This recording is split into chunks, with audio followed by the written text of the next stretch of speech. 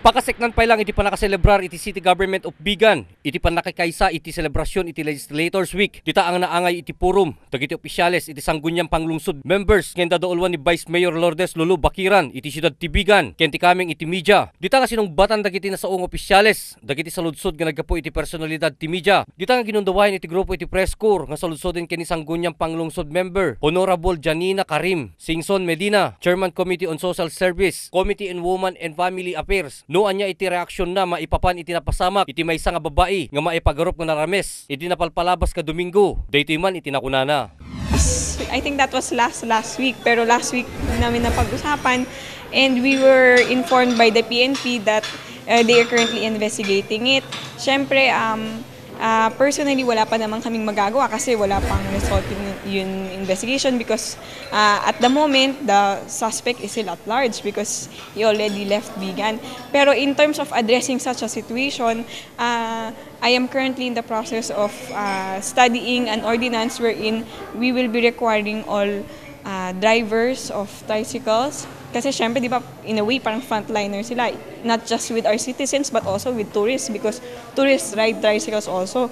So, gusto namin na i-regulate yung mga drivers by having them, aside from, di ba, yung franchiser magre-register. We want also the drivers to register with the city and to have them all have an identification card present in their tricycles para if there is such untoward incidences, then the victims can easily identify.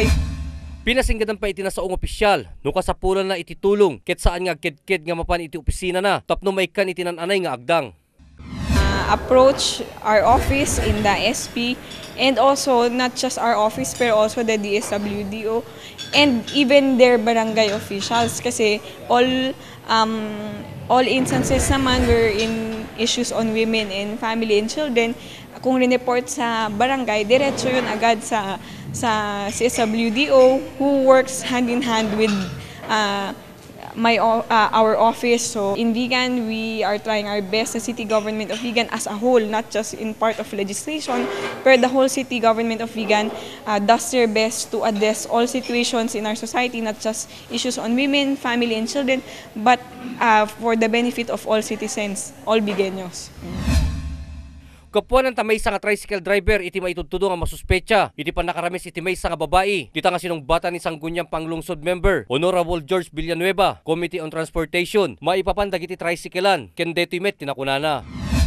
Tatan mang kraklapak iti ordinansa nga mang regulate kuma dagiti tata drivers iti tricycle kastamet iti obligasyon ken responsibilidad dagiti operators tapno no damang gastoy man na mapaspasama ken apo ket ammo tayon iti pagsungbaten tayo.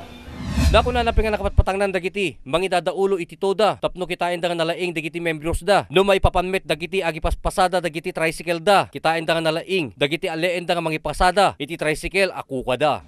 When dawatik ka ding digitay ko operators, stamet digitay drivers, digitay todas, ag kakadwatay ko titimpuyog tayo nga mang pulis, deto'y pagsapulan tayo, anta no napintas iti pinagserbi tayo namnamaik nga ad-adomet laeng iti aglugan iti tricycle, maawis tayo pa dadado nga turista nga umay ti siyudad ti Vigan, ngaglogan iti tricycle. Ryan Pardo, Core TV News.